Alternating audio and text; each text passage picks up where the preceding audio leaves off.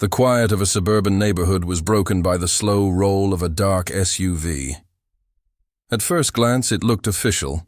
Tinted windows, magnetic signs slapped on the sides reading, "Community Enforcement," and two men inside wearing badges that gleamed in the late afternoon sun. But something was off. Their uniforms didn't match, their posture was too casual, and the way they scanned the homes wasn't protective. It was predatory. They stopped at one house, a modest, well-kept home with a freshly cut lawn, a small American flag waving at the porch, and a car in the driveway. It was the home of Mr. Carter, a retired black schoolteacher who had lived in the neighborhood for nearly 20 years. He loved this community. He had seen families grow, watched children play in the cul-de-sacs, and believed he had finally found peace after decades of hard work. But peace, as he was about to learn, was something some people couldn't stand to see in the hands of a black man.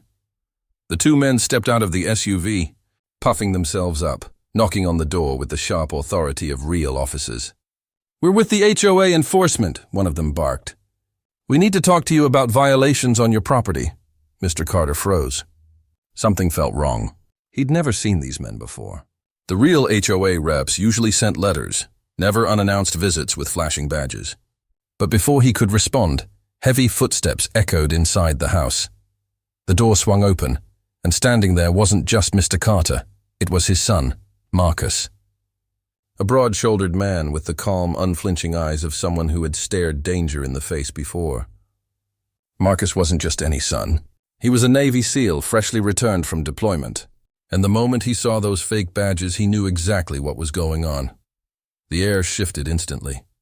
The fake officers, expecting an easy target, suddenly found themselves standing before a man who had trained his entire life to face intimidation head-on. This wasn't just a knock on the door anymore. This was a showdown. The question was, how far would these imposters go to push their act, and how far would Marcus go to protect his father and his home?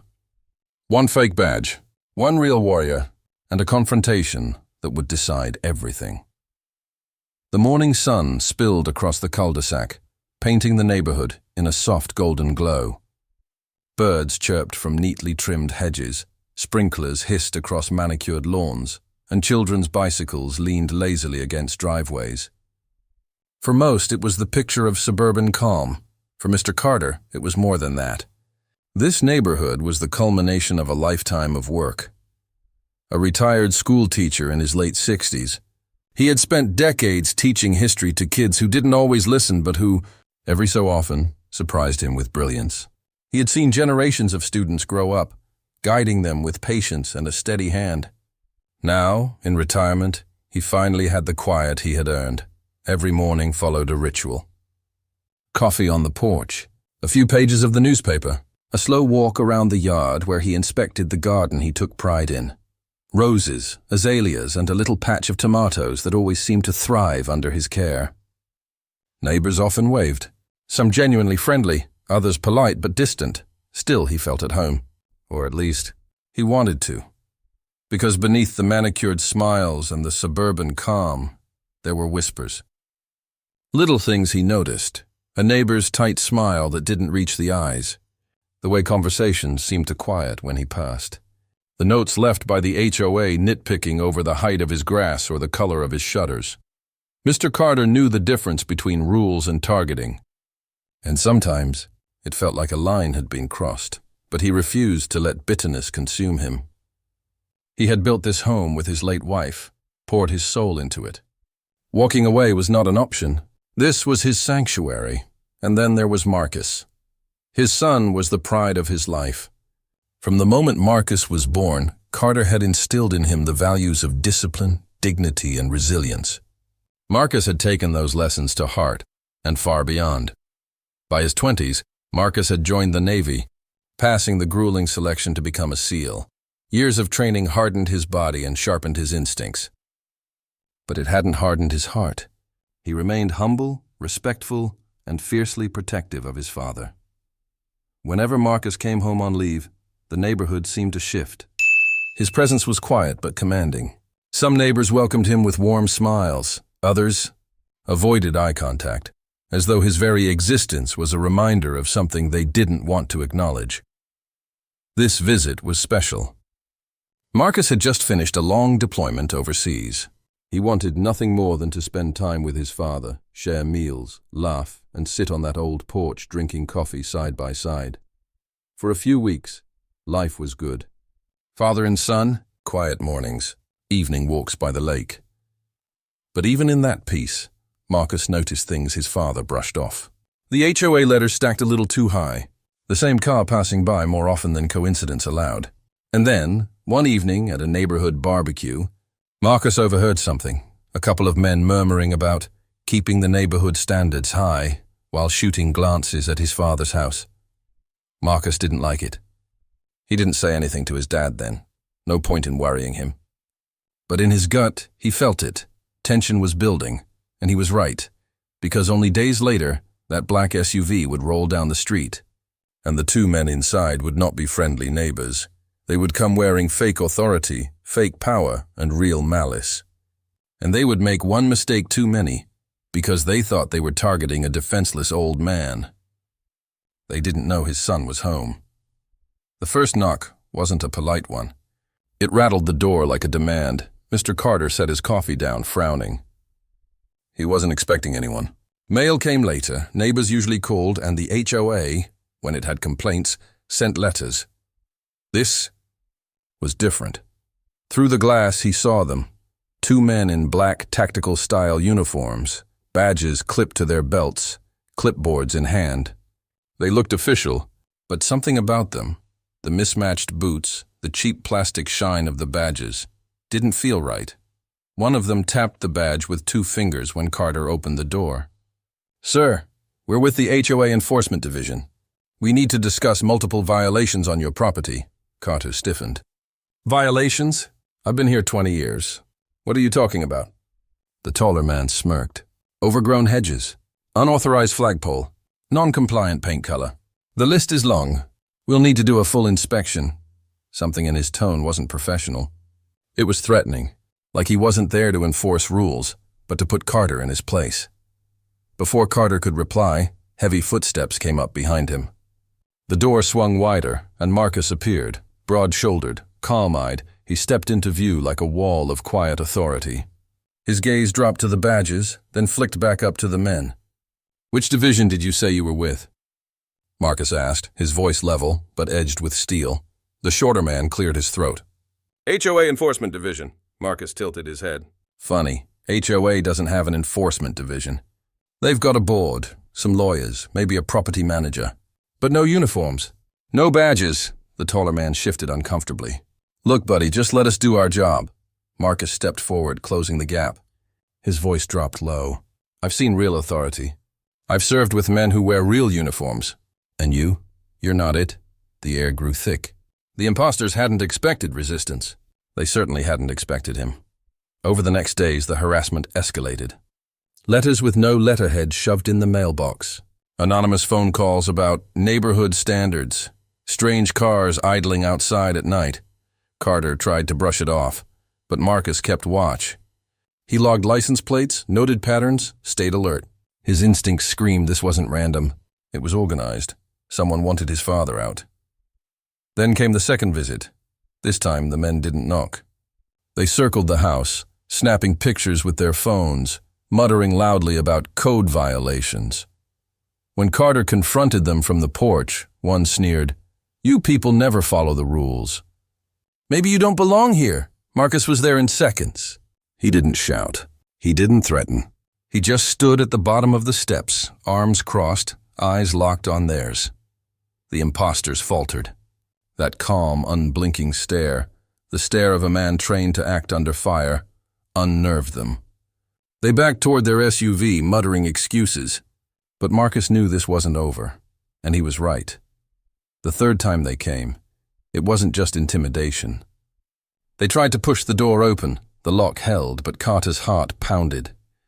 He had lived through a lot, but this violation, this attempt to strip him of the peace he had built, cut deep. Marcus stepped out from the kitchen, jaw tight, eyes blazing. This wasn't just harassment anymore. This was an attack. and this time he was done playing defense. The imposters didn't know it yet. But they had just escalated into a fight they could never win. The night was still, the air heavy with summer heat. Mr. Carter sat in his armchair, trying to focus on his book, but his ears caught every sound, every creak of the house, every car door on the street. Marcus hadn't slept in days. His instincts were on fire. Something was coming, and he refused to let his guard down. Then, headlights. That same black SUV crept down the street, engine rumbling low, lights cutting across the windows. It stopped at the curb in front of the house. 2 doors opened. Heavy boots crunched on the pavement. The imposters were back. This time they weren't carrying clipboards. They carried flashlights and crowbars. Marcus was already moving. He killed the lights inside, signaling to his father to stay quiet.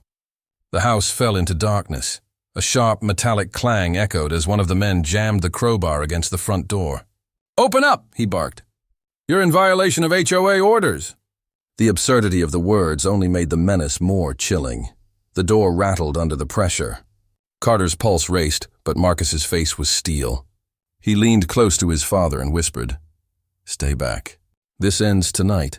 The next crash came harder. Wood splintered. The lock groaned. The door was seconds from giving way, and then, in a blur of motion, Marcus threw it open himself. The sudden swing startled the imposters, who stumbled back. And there he was, framed in the doorway, towering, unflinching, a Navy SEAL standing not on foreign soil but on his own porch, ready to defend his family. "What the hell do you think you're doing?" Marcus's voice thundered. The taller man raised his crowbar, trying to mask his fear with bravado. "Back off, soldier boy. This doesn't concern you." Marcus stepped forward, chest to chest. His voice dropped to a low growl. "It concerns me the second you threaten my father. And here's your first lesson. You just kicked down the wrong door." The imposter swung. Marcus moved faster. In one fluid motion, he caught the man's wrist, twisted it behind his back, and sent the crowbar clattering to the porch. The man howled in pain as Marcus shoved him face first into the siding. The second man charged, flashlight raised. Marcus pivoted, driving a shoulder into his gut. The air rushed out of him as he collapsed to the ground, gasping. Both imposters were down in seconds. Not a punch thrown. No wasted movement, just precision, discipline, and power.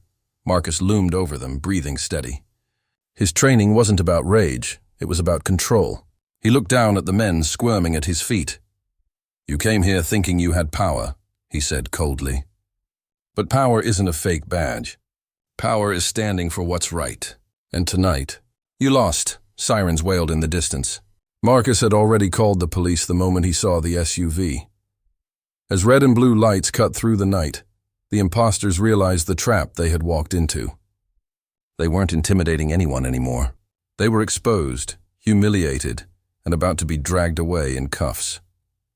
Mr. Carter stepped onto the porch, his hands trembling, not from fear, but from pride.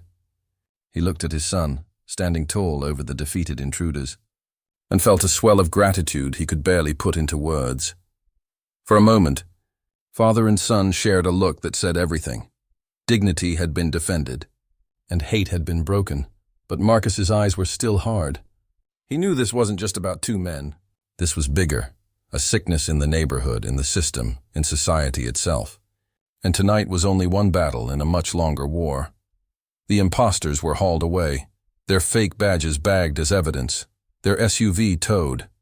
Neighbors peeked from behind curtains, whispering in shock. For the first time, the whispers weren't about Carter being out of place.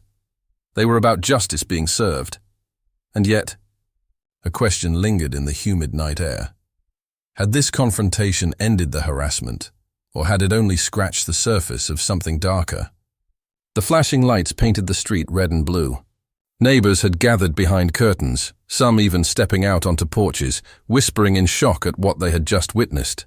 The peaceful illusion of the cul-de-sac had been shattered. Mr. Carter stood beside Marcus, both of them silent as the officers cuffed the imposters and led them to the back of a waiting cruiser. The cheap badges glinted mockingly under the headlights. The SUV, once an intimidating symbol, now sat like a hollow shell, evidence of a failed scheme. One of the officers approached Marcus, taking in his steady posture, the disciplined calm in his eyes. "You handled this well," the officer said. "Could have turned out much worse." Marcus gave a tight nod. "I've seen worse. I wasn't about to let it happen to my father." As the police processed the scene, whispers spread among the neighbors. Some looked ashamed, realizing they had seen the warning signs but said nothing. Others seemed unsettled, unable to accept that men posing as authority had been roaming freely, targeting a man who had done nothing but live in peace. When the last cruiser pulled away, the night felt heavier. The quiet had returned, but it wasn't the same. Something had changed, not just for the Carters, but for everyone who had witnessed it. The days after news traveled fast. Within 24 hours, the local paper ran a story. Fake HOA agents arrested in suburban neighborhood. Attempted harassment exposed. The article detailed how the imposters had targeted Mr. Carter, exploiting racism and fear under the guise of enforcing rules.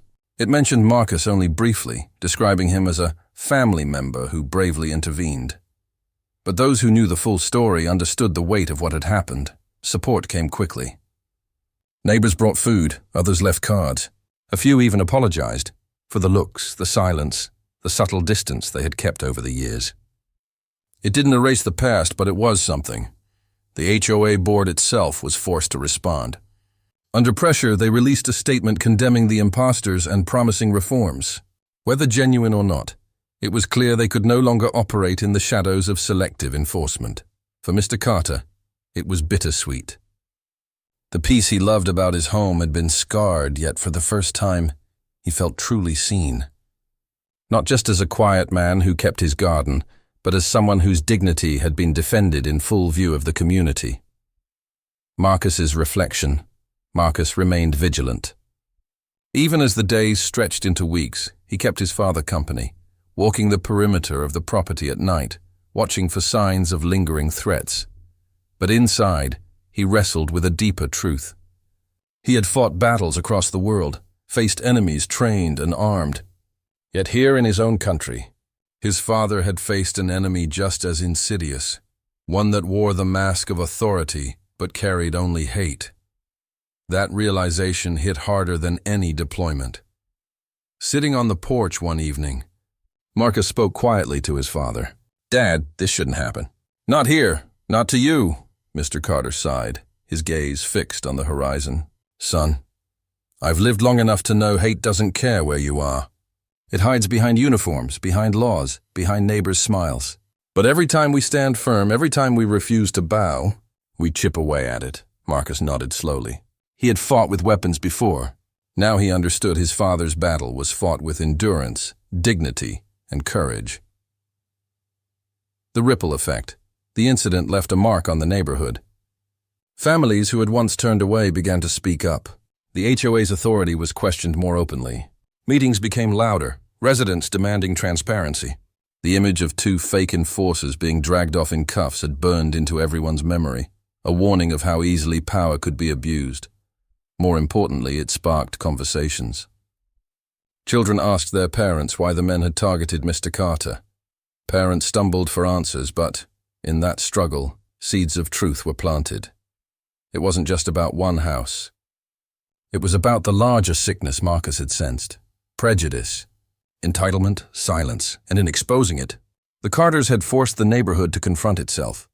The moral weeks later, the porch once again became the family's sanctuary. Coffee mugs clinked, laughter returned, and the garden flourished. But there was no forgetting. The story wasn't just about fake HOA agents. It was about what happens when hate hides behind authority, when good people stay silent, and when the dignity of one man is challenged simply because of the color of his skin. Marcus's intervention was the turning point, but the true victory lay in the lesson. Racism destroys families.